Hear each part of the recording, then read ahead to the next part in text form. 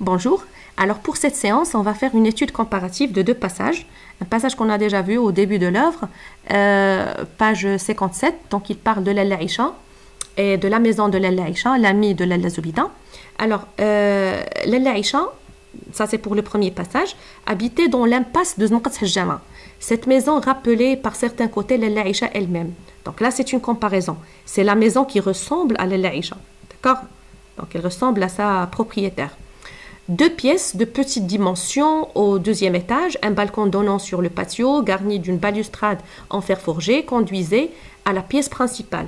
Des cretonnes à grand ramage, c'est ce qu'on met sur les matelas, couvraient les matelas, d'énormes coussins brodés aux petits points, donc c'est une décoration très riche, enveloppée dans une légère soyerie, d'accord, s'amoncelait ça et là, le mur s'ornait de grandes étagères peintes, garni de bols de faïence européenne, d'assiettes décorées, etc. Donc, une pendule en bois foncé riche en sculptures, clochetant et pendentifs. Donc, c'est la décoration qui était riche. Alors, par-dessus la natte se déployait une carpette aux couleurs vives. Donc, c'est un tapis qu'on met sur normalement la natte, sur la natte de jonc. Alors, ce n'était certes pas le grand luxe, mais le confort. Un nid douillet, donc c'est un nid. Il a comparé la maison de Lalla Aïcha à un nid douillet, donc c'est une métaphore, il compare indirectement. C'est un nid douillet à l'abri du vent. Donc ça, c'est le premier passage, une maison jolie, richement décorée, qui était très très jolie. Alors, le deuxième passage, c'est la page 196. Dès l'entrée de la maison, donc toujours on parle de la même maison, de Lalla Aïcha, ma mère appela Lalla Aïcha. Elle nous souhaita la bienvenue. La chambre offrait l'image de la désolation. Ça veut dire lorsque je regarde la même chambre de l'autre fois, donc maintenant c'est la désolation. Ce n'est plus la richesse et le confort qu'on a déjà vu. Alors elle suait la misère, elle suait, ça veut dire comme si la chambre a de la sueur, donc c'est une personnification. Elle suait la misère et l'ennui. Je l'avais connue en des jours meilleurs. Plus de cretonnes.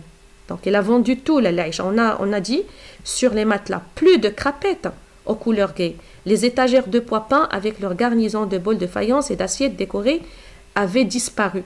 Elle a vendu tout. Elle a vendu la première... Elle a vendu, alors une partie de ses biens, c'est pour aider son mari, mais malheureusement, il était infidèle et il a pris une deuxième femme.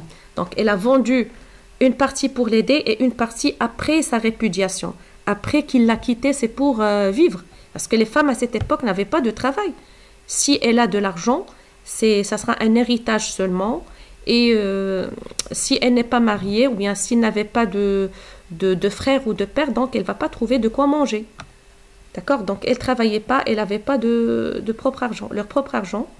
Alors, tout a disparu, les matelas étaient froids et durs, une sorte d'angoisse imprégnait l'atmosphère. Donc, c'est une hyperbole.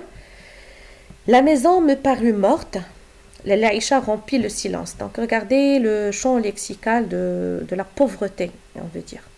Nous irons plutôt dans le quartier Sfah. Le frère de Qalqliyin est en voyage dans le Djbel. Sidi al-Arrafi, que nous irons, donc là, la famille, les deux amis avec Sidi Mohamed vont visiter aujourd'hui Sidi al-Arrafi. L'autre fois, ils ont visité un mausolée. Ils ont visité le sanctuaire de Sidi Ali Bougaleb. Mais maintenant, ils vont rendre visite à Sidi al-Arrafi. C'est un frère vivant, d'accord? Ce n'est pas un saint, mais c'est un frère. C'est un voyant, d'accord? Alors, c'est pour les aider parce que toutes les deux ont un problème. Alors, la première a perdu son mari. Il a épousé, pour Lalla Aïcha, il a épousé une deuxième femme. Alors que Lalla Zoubida, son mari souffre du problème matériel et il a voyagé pour récupérer son capital. Donc, les deux familles souffrent de problèmes. Alors, j'ai de l'espoir, Zoubida. Avec l'aide de ce voyant, Sidi al-Arrafi, donc le voyant, Chouef, de ce voyant, je suis sûre d'atteindre le but. Mon nid a été saccagé. Donc le nid ici, ça aussi c'est une métaphore pour dire sa maison. Mon nid a été saccagé. je n'aurai de repos que le jour où il reviendra ce qu'il était. Donc là, on a un témoignage social, les deux femmes qui vont consulter le voyant parce qu'elles ont un problème. Voilà. Et les deux passages montrent le changement de la situation de Aïcha à partir de sa maison, donc lorsqu'elle était mariée et après sa répudiation. Alors, les axes de lecture qu'on a, Aïcha, un triste revirement du sort, ça veut dire un changement. Lorsque je dis un revirement, c'est un changement du sort. Le narrateur décrit dans les deux chapitres la situation familiale et matérielle de Aïcha, mariée, lorsqu'elle était riche, avec Moulay al-Arbi, et après sa répudiation. Donc, après qu'il l'a quittée pour la fille du coiffeur. Alors, les indices de prospérité et les indices de pauvreté. Les indices, ça veut dire ce qui indique dans le texte. Alors, dans le texte, on a relevé, dans le premier texte, autrefois, on a relevé les balustrades en fer forgé, la propreté méticuleuse, les soyeries, brodées au petit point, etc.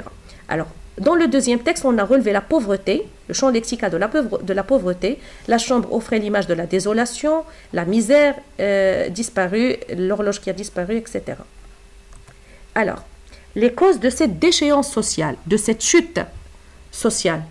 D'accord?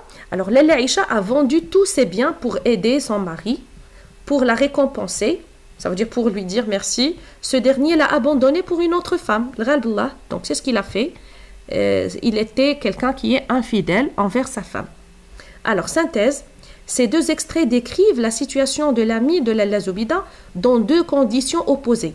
Dans le premier texte, deux conditions opposées, ça veut dire tout à fait différentes, ou bien totalement différentes. Dans le premier texte, cette femme vivait dans l'aisance et la prospérité, comme en témoignent les objets de valeur que contient sa maison. Dans le deuxième texte, par contre, elle est complètement dénuée, ça veut dire dépourvue. Elle a perdu tout. Alors, elle est dénuée du nécessaire et vit dans une situation quasiment misérable à cause de la déloyauté de son mari. Alors, déloyauté, c'est le contraire de loyauté, qui est fidélité et honneur à ses engagements. La déloyauté, c'est un manque de bonne foi. Donc, il n'a pas été fidèle avec sa femme qu'il a aidé lorsqu'il était en crise. Alors, voilà.